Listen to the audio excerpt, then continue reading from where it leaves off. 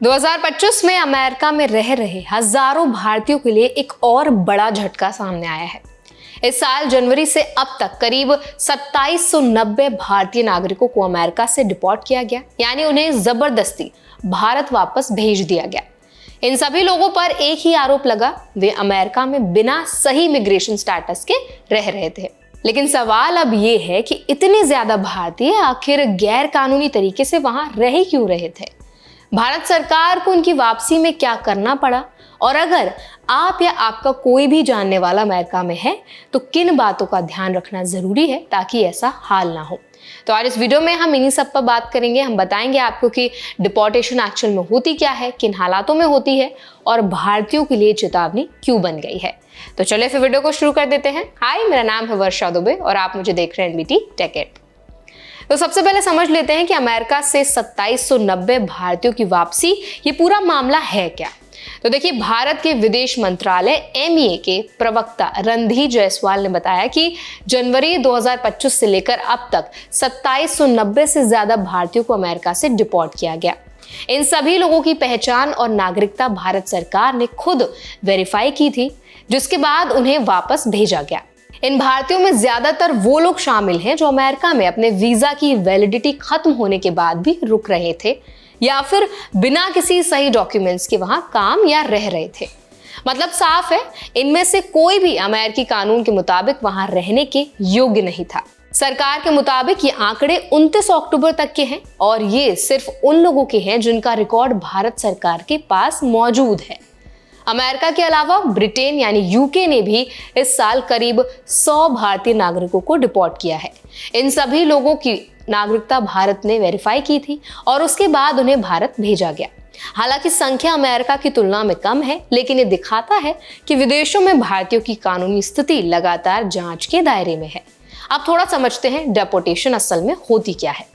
जब कोई व्यक्ति किसी देश में बिना वैलिड वीजा के, ग्रीन कार्ड के या इमिग्रेशन परमिट के पाया जाता है तो उस देश की सरकार उसे इल्लीगल रेजिडेंट मानती है।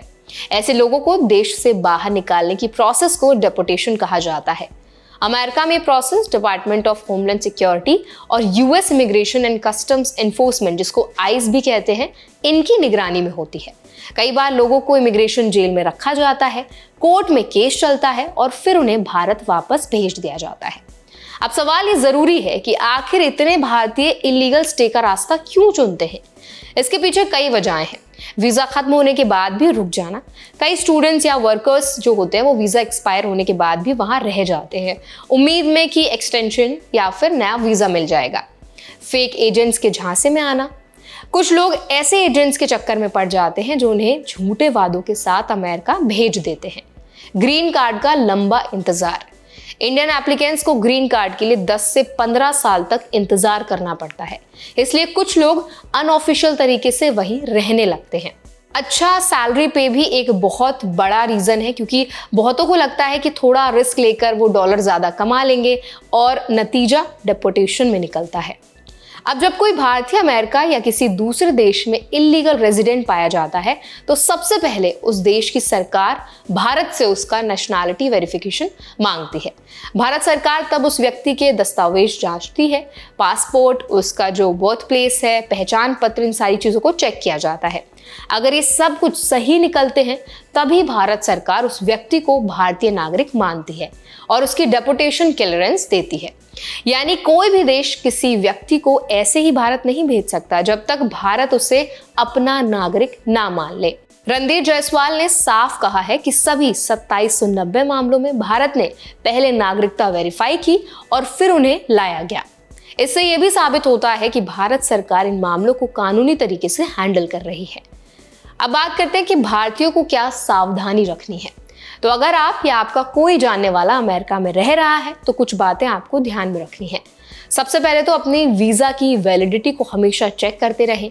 अगर आपका वीजा एक्सपायर होने वाला है तो समय रहते एक्सटेंशन या नया वीजा अप्लाई कर दें। कभी भी फेक डॉक्यूमेंट्स या एजेंट्स का सहारा ना लें।